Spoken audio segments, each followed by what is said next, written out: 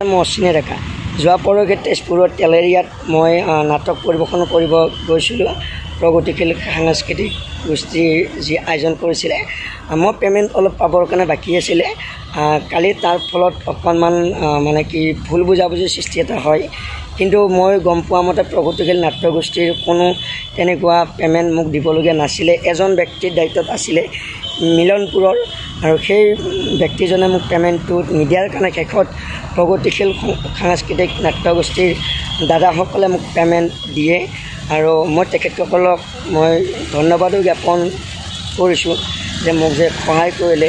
আৰু শেষত মই সেইজন ব্যক্তিৰ কাৰণে